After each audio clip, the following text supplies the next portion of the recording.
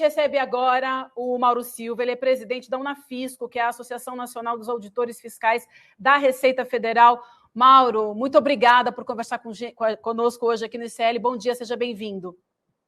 Bom dia a todos, eu que agradeço a oportunidade. Acho que uma coisa importante que a gente precisa deixar claro aqui é que essas joias só não estão nas mãos da família Bolsonaro hoje por conta do trabalho dos auditores fiscais, que é um trabalho de gente concursada, não é um trabalho de gente indicada politicamente. É muito importante a gente frisar isso, né? Então, são funcionários que seguiram as leis, não cederam à pressão do ministro, nem do chefe da Receita Federal, nem do ajudante de ordens do presidente Bolsonaro e nem do próprio Bolsonaro. Eu queria só retomar aqui bem rapidamente que a 7ª tentativa partiu do gabinete do Bolsonaro, a 7ª tentativa de tentar reaver essas joias. Então, no dia 28 de dezembro de 2022, após 6 tentativas frustradas, o próprio Bolsonaro entra em ação. Ele envia um ofício ao gabinete da Receita Federal para solicitar que as pedras preciosas fossem destinadas à presidência da República. Mauro, você pode contar para a gente os bastidores de todas essas 8 tentativas e como é que os funcionários da Receita Federal conseguiram segurar essa pressão e até hoje fazer o que a lei manda, que é manter essas joias no Brasil, porque elas tinham que ser sido declaradas, pago o imposto ou então destinadas ao acervo da presidência da República e não do presidente. Bem, o que acontece, como você mesmo disse, é que os auditores são concursados e após 3 anos, os 3 anos iniciais, passam por uma avaliação e atinge a estabilidade. Aquilo que a PEC 32 queria acabar, né? Com a estabilidade do servidor público e, portanto, do auditor fiscal também. E com essa estabilidade, ele só pode ser demitido mediante um processo administrativo onde fique provado alguma atuação fora da lei. Agora, a atuação dentro da lei, protegendo o Estado brasileiro, não há motivo nenhum de preocupação com os auditores. E essa segurança que a estabilidade fornece ao auditor fiscal é que permitiu que tudo fosse feito conforme manda a lei. É curioso, viu, observar que se essas joias fossem de fato destinadas ao presidência da República, ao governo brasileiro, era só esperar de 4 a 6 meses que isso chegaria lá. Por quê? Porque seria dado perdimento a essas joias, né? Como funciona, né? Você apreende, faz, então, um outro documento mais elaborado chamado auto de infração, dá um prazo de 20 dias para o passageiro apresentar suas justificativas, o delegado da alfândega analisa, se achar que não foi justificado dentro da lei, aplica a pena de perdimento. Em seguida, isso vai para a destinação. São 4 hipóteses de destinação. Destruição, se fizer mal para a população, se não for de interesse, o leilão, a incorporação ao patrimônio da União, definitivamente, ou a doação. Ou seja, era só deixar o processo naturalmente correr, dado o perdimento, vinha um ofício do Palácio do Planalto, um ofício mesmo, dizendo, olha, por favor, em virtude da lei tal, faça a destinação para o patrimônio do Palácio do Planalto. Então, certamente isso foi apreendido em outubro de 21, isso, em meados de 22, já estaria no Palácio do Planalto naturalmente, sendo o destino, claro, o patrimônio público. Se fosse o patrimônio público, esse caminho não precisava de pressão nenhuma. O caminho legal conduziria naturalmente para que isso tivesse chegado ao patrimônio público do Itamaraty, do Palácio do Planalto. Mauro, bom dia, o Eduardo falando aqui, te agradeço muito, meu amigo, agradeço muito você estar presente aqui, sei que você está sendo super requisitado para as pessoas poderem entender. Deixa eu fazer assim, 2 perguntas que são muito assim, básicas, né? Para quem é leigo como eu sou e está vendo esse episódio todo. Poxa, um presente de um estado para o outro, ou seja, um presente de um estado para algo que vai ficar no acervo ali, né, do governo, da presidência, etc. Ele vem escondido dentro de um cavalo, dentro de uma mochila? Faz algum sentido? Ou existe uma maneira legal de fazer esse presente? Ou seja, se o governo da Arábia Saudita chegasse e falasse, não, eu quero presentear o governo brasileiro com joias para eles poderem deixar expostas lá, como um patrimônio. Existe uma maneira que eles poderiam fazer diferente de botar escondido num cavalo dentro de uma mochila?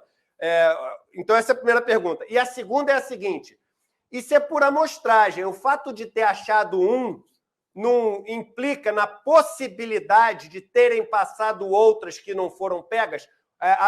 Outra maneira de responder essa pergunta é assim: tudo, 100% do que passa é investigado ou não? É por amostragem, entendeu? Então, são essas duas perguntas que nós leigos, queremos saber. Bom, primeiro, Eduardo, é um prazer estar aqui no ICL. Estivemos juntos, né, Eduardo, na pandemia, convidamos lá pela Unafisco, e você gentilmente acatou nosso convite, tivemos uma boa conversa lá, mais uma vez te agradeço, e é um prazer estar aqui tentando esclarecer. Eu vou começar primeiro pela questão do meio, né, se isso é um meio usual, né? Veja, existe a figura da mala diplomática. Eu dou o seguinte exemplo: vamos supor que o Lula consiga aí conversar com o Putin sobre a guerra, e o Putin confidencia ao Lula e não queira nem mandar nada eletrônico, algum papel, algum documento com alguma explicação. O Lula vai colocar dentro da bagagem, e a bagagem do presidente também tem essa proteção, e vai voltar para o Brasil, e essa bagagem, mala diplomática, não poderá ser revistada. Assim é qualquer diplomata. Por isso eu indaguei ontem, quando me perguntaram, eu disse, mas espera aí, nós estávamos em outubro de 2021, né? Não tínhamos eleição, não tinha pressa nenhuma. Que pressa era essa para trazer esse presente que não dava para esperar um diplomata brasileiro ou do outro país que trouxesse, então, esse presente? Não é incomum os países darem presentes, que é uma questão que faz parte dos protocolos da diplomacia. Então, não faz sentido nenhum entregar um presente de um governo para outro, para se colocar dentro de duas mochilas, né? Na verdade, eram duas caixas, segundo o ministro, e uma foi para um assessor, outro foi para outro. Então, é totalmente fora do comum, até porque um presente desse valor, o outro país vai querer fazer todo um evento, né, para demonstrar o apreço de um país com o outro, justamente para mostrar aproximação, tudo que na diplomacia é muito comum, né? Então, é absolutamente inusual, né, que isso aconteça dessa forma. Mauro, deixa eu só adicionar uma pergunta. Sim, então, só os diplomatas têm essa prerrogativa, né? O presidente da República e os ministros não têm dessa mala diplomática. Depende do passaporte diplomático, né? O presidente da República teria também esse passaporte diplomático, e isso, aquela mala diplomática, por razões óbvias de segurança nacional, né, não seria revistado. Então, se viesse na mala do presidente, teria essa mesma atitude em relação à mala diplomática. Mas, veja, era propriedade do passageiro? Não era propriedade do passageiro. Porque a bagagem, quando você entra no Brasil, até $1.000 é sua bagagem, não precisa declarar. Acima de $1.000, sua bagagem ou algum presente, né, que você vai entregar para alguém, mas para ser um presente que você vai entregar, precisa que seja seu. É seu patrimônio, você vai dar de presente a alguém. Eu vou dizer o seguinte, está me vindo à memória aqui, ele fez algumas vezes no governo, mas está me vindo mais ou menos nesse período. Eu lembro do Bolsonaro ter falado, porque ainda era pandemia, na final, já ele falando o seguinte, olha, e eu fiquei sabendo que estão inventando uma mentira sobre mim, vale a pena a gente tentar recuperar quando foi isso. Porque eu lembro que teve um período que ele falou, eu fiquei sabendo que estão inventando uma mentira sobre mim, que a qualquer momento vai... E não saiu nada. Entendeu? Vale a pena a gente recuperar isso. Porque a pergunta é, se o negócio foi feito de toda essa maneira acochambrada, assim, né, escondido, etc., e foi pego, o Bolsonaro deve ter ficado com medo ali desse negócio vazar, né? Então, mas só essa pergunta, pode ter passado mais coisa, Mauro, é por amostragem, sem eles terem pego, não? Eu vou explicar como funciona a seleção nos aeroportos, né? Eu até estava dizendo que às vezes você tem aquela ideia antiga, né, que a seleção é visual, né? Não é assim mais que funciona. Quando você embarca lá fora e faz o check-in lá fora, a Receita já sabe que você vai chegar. Já sabe quantas malas você tem. Se você é um passageiro frequente, vai acusar. E existe uma equipe de seleção, né? Baseada em alguns critérios, pode selecionar. Chegando aqui, as suas malas passam pelo raio-x, isso também a equipe de seleção observa, né? Então, a equipe de seleção é diferente da equipe de verificação física, justamente para dar impessoalidade. Olha, está me perseguindo. Não, eu estou te fiscalizando porque eu recebi aqui a informação por critérios que o grupo de seleção, que é um trabalho, então, de inteligência, fez e disse que você tinha que ser fiscalizado. É lógico que alguma situação visual ainda pode acontecer, mas é exceção, né? Então, o que pode ter acontecido? Uma joia como essa, no raio-x, chamou a atenção, né? E relógios são itens de uso pessoal. Uhum. Provavelmente, um relógio ou alguma abotoadura, que o raio-x não consegue detectar o material, não chamou a atenção da equipe de seleção e não orientou a equipe de análise física, né, para que fizesse, então, essa abordagem. Então, como veio na bagagem de pessoas distintas, segundo o relato feito, pode ser que o raio-x tenha visto o relógio. Não, o relógio não tem grande interesse, não vira o grande interesse, então deixou passar. E a joia, pelo formato, já se viu que aquilo poderia ter um valor relevante e se selecionou para essa inspeção física de uma outra equipe. Então, por isso que pode ter acontecido de uma das caixas, porque o ministro disse que eram duas caixas, que uma foi para uma mochila e a outra foi para uma outra mochila, Mauro, ou bagagem. Tem uma pergunta que eu estou curiosa. No áudio do Bento Albuquerque, que a gente ouviu aqui no começo do programa, ele fala que ele recebeu no aeroporto esses pacotes e que ele não sabia o que tinha dentro do pacote. E a gente é orientado o tempo inteiro, né? A gente não pode carregar alguma coisa que você não sabe o que é. Pode ser qualquer coisa. Exatamente. Então, como é que um ministro recebe um pacote de uma autoridade, segundo ele, de outro país, coloca na mochila, 2 pacotes das mochilas e entra sem saber o que era? Que explicação que se dá para isso? A gente não tem que saber o que a gente carrega, ainda mais um ministro? Quem assiste aquelas séries Aeroporto são ótimas para esse tipo de coisa. Acho que o ministro, acho que o Mauro deve assistir também essas séries de aeroporto que passam nessas TVs a cabo, são ótimas para isso, que mostra. As pessoas têm que saber o que elas estão carregando. Todo mundo é orientado a não trazer nenhum pacote que te entregue. Agora, vamos também ali imaginar que, se de fato foi um funcionário de vamos nos basear na versão... E é saudita ou Emirados Árabes? Dá para ter certeza disso? Porque está uma confusão, porque o Bolsonaro falou que foi acertado com os Emirados Árabes. E o Bento Albuquerque fala que são os sauditas. E são 2 países completamente diferentes. Entendeu? Por isso que eu falo, eu não estou me comprometendo nisso por não ter essa certeza, que eu falo país estrangeiro, que é para não assumir esse risco.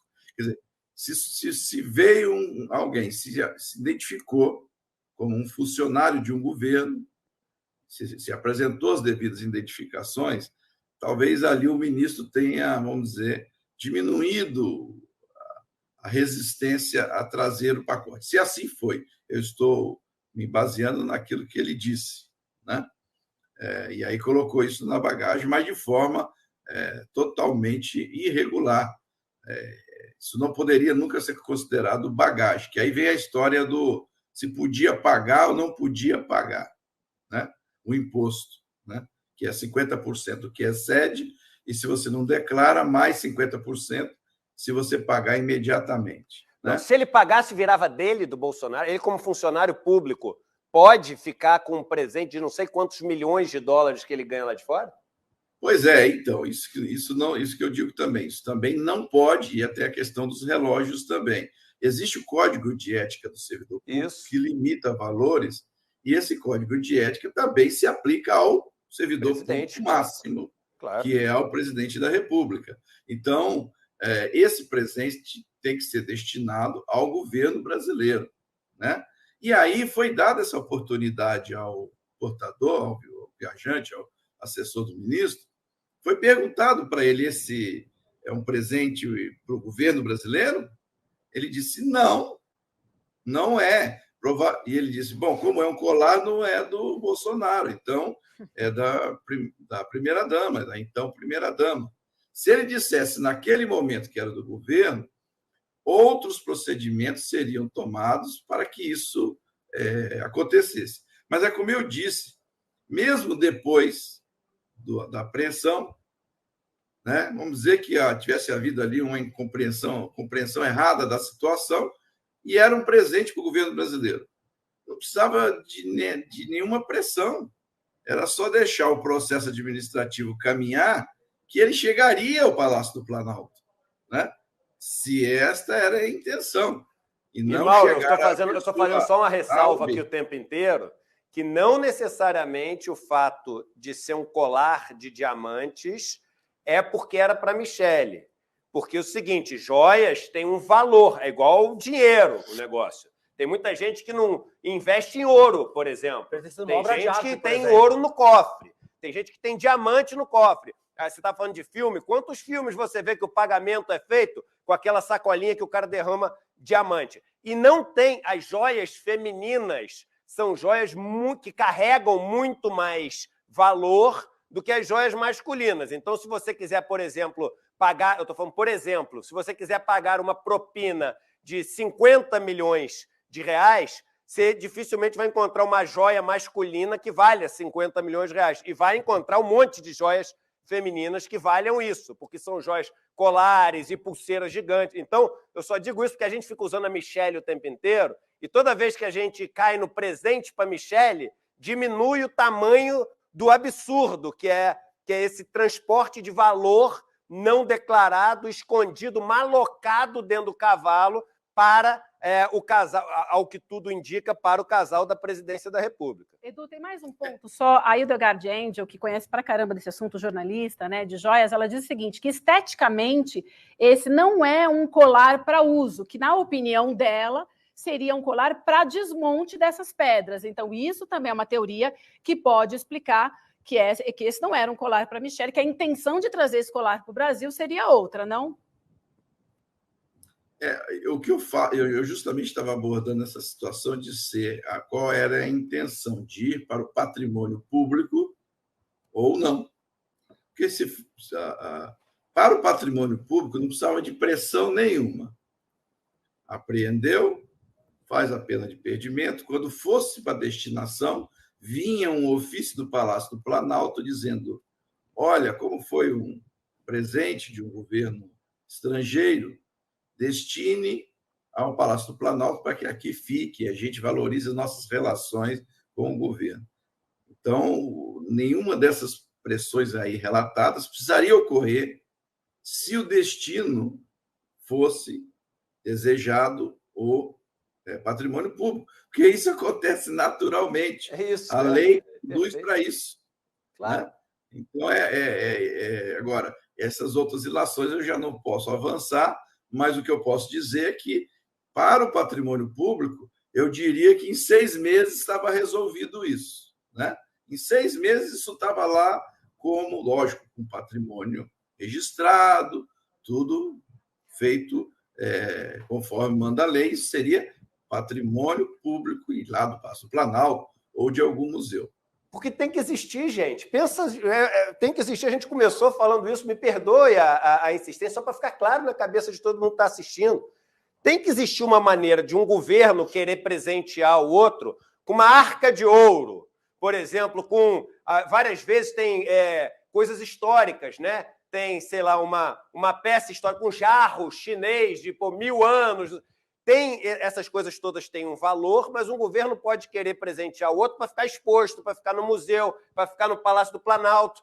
E se isso é feito, se isso é feito o tempo inteiro, né, tem um trâmite, tem uma regra, tem um código, tem um manual para poder fazer isso. E com certeza no manual não está escrito: quando for presentear o outro país, primeiro lugar, arranje um lugar oco para colocar escondido o negócio. Segundo lugar, coloque numa mochila de chavado.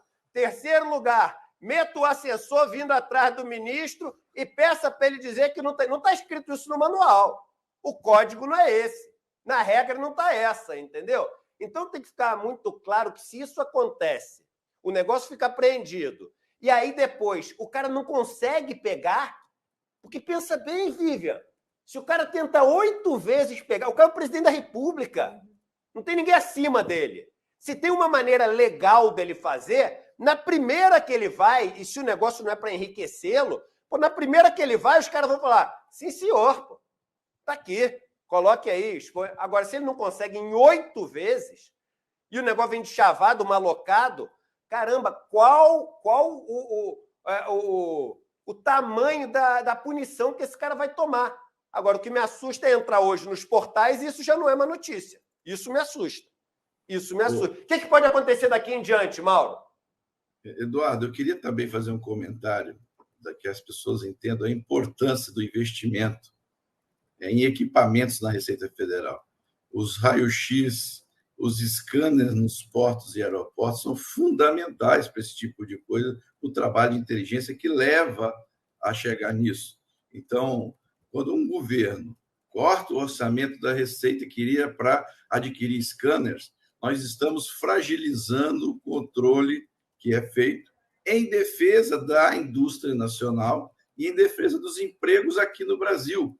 Então, e até com relação a drogas e armas. Uma vez eu estive num grande porto e o delegado da alfândega me mostrou a imagem que sai de um scanner que se usa nos containers. Então, você consegue ver um pacotinho de droga lá. Então, a falta de investimento nisso fragiliza o Brasil. Então, se neste caso a seleção foi feita, se o raio-x pôde chegar, é porque houve investimento, e esses investimentos precisam continuar sendo feitos em defesa da economia brasileira, em defesa dos empregos aqui no Brasil, né? Você me pergunta do caminho que isso pode ter agora. Me parece que a tal pena de perdimento, que é o termo que a gente usa quando a pessoa não dá a explicação, e ela perde, então, essa mercadoria para a União. Pena de perdimento já foi aplicada e quase foi a leilão. Agora, essa joia vai ficar, então, guardada porque virou um objeto que vai ser investigado e periciado por conta de apuração de crime por parte da Polícia Federal. A Polícia Federal vai fazer a investigação, então, no curto espaço de tempo, vai ter que ficar, então, essa joia retida, esperando se é um caso de descaminho. Contrabando não é, porque não é ilegal, é você entrar com joias, apenas é ilegal entrar com joias da maneira como foi feito e sem pagar impostos. Então, se não é ilegal, não é contrabando, é descaminho. O crime seria outro, supostamente outro. Então, isso vai ser investigado, e para isso investigar, vão ter que fazer perícia nessa joia, para saber se tem esse valor mesmo, né? Isso vai ser feito. Então, a joia precisa ficar guardada. Ao final, resolvido isso, aí vai ser dado a destinação, que provavelmente deva ser o leilão, já que não há um interesse histórico para que isso fique, penso eu, né? Mas isso vai ser melhor avaliado para se saber a destinação disso, né? Provavelmente deva ser o leilão ao final. Perfeito. Galera, se um programa como esse, com o presidente da Associação dos Auditores da Receita, Guilherme Amado trazendo bomba lá, entrevista exclusiva do Sérgio Cabral, a gente mostrando todas as inconsistências das versões que têm vindo esclarecendo todo mundo. Se não merecer um like um programa desse, nenhum merece. Então vão lá agora, no embalo aqui, todo mundo dá um like, porque o programa hoje está demais. Mais de 20 mil pessoas, nesse momento, assistindo simultaneamente o programa. Muito bom, a gente não tinha 20 mil pessoas há umas 2 semanas, hein? Vamos que vamos. Sensacional. Até porque todo mundo quer entender e saber qual que é a origem e qual era a intenção atrás do recebimento dessas joias. Daí, como a gente já falou aqui, o governo teve de outubro de 2021 a dezembro de 2022 para trazer legalmente. Afinal de contas, então, traz para o acervo da presidência, né? Isso era muito simples de fazer e não foi feito. Durante 8 vezes, a tentativa foi de trazer essas joias para a família Bolsonaro. E a última tentativa, que é o que nos chama bastante atenção, Mauro, é que foi um pedido do assessor e do chefe, né, da ajudância de ordens da presidência da República, na época o tenente-coronel Mauro Cid, que a gente já conhece, que era ali o faz-tudo de Bolsonaro, envolvido em vários escândalos, e aí ele pede para que a FAB leve o primeiro sargento da Marinha, Jairo Moreiro da Silva, até São Paulo. O documento dizia que a viagem de Silva era para atender a demandas do senhor presidente da República daquela cidade. Está aí a foto do Cid. Como é que manda um avião da FAB, como última tentativa, 2 dias antes dele deixar a presidência, para trazer essas joias? A sorte que pegou é que realmente a auditoria faz um trabalho muito sério e ele foi bastante pressionado, aquele servidor que estava ali, e não cedeu. Aconteceram vários telefonemas e, apesar disso, ele não conseguiu trazer essa joia. Mas chama muita atenção o Cid ter feito esse pedido à FAB e enviado esse servidor, não, Mauro? Olha, é outra coisa também que é importante o público ouvir. Tudo no serviço público é fundado na lei e é preciso haver uma justificativa no interesse público. Então, tudo que o servidor faz, ele tem que estar observando o interesse público. Então, quando você despende recursos, é porque você tem um objetivo de interesse público. Não se pode utilizar recursos públicos para interesses privados. Isso tem toda uma consequência. Então, todas as apurações vão caminhar primeiro para saber se isso era para ser levado para o patrimônio público. Então, todos esses dispêndios e essas trocas de ofícios vão ser analisados sob essa ótica da finalidade. Não pode haver um ato administrativo, uma atuação de um servidor público que não vise o interesse público, né?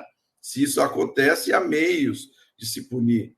Outra coisa que eu quero esclarecer também é que, para que a sociedade fique tranquila, tudo que acontece na Receita Federal é muito bem registrado, tudo é muito documentado, cada acesso ao sistema, para tudo tem câmera, né? Há um tratamento com muita seriedade de todos os dados dos contribuintes e tudo que é feito no comércio exterior, né? Nós temos uma corregedoria que age com muita firmeza, né? Para que isso aconteça. Nós temos sistemas que controlam. Então, tudo isso, além do auditor ser concursado, treinado e ter estabilidade, há toda uma atuação do órgão para garantir que tudo seja feito visando o interesse público. Então, a sociedade pode ficar tranquila que esse tipo de situação não aconteceu e outras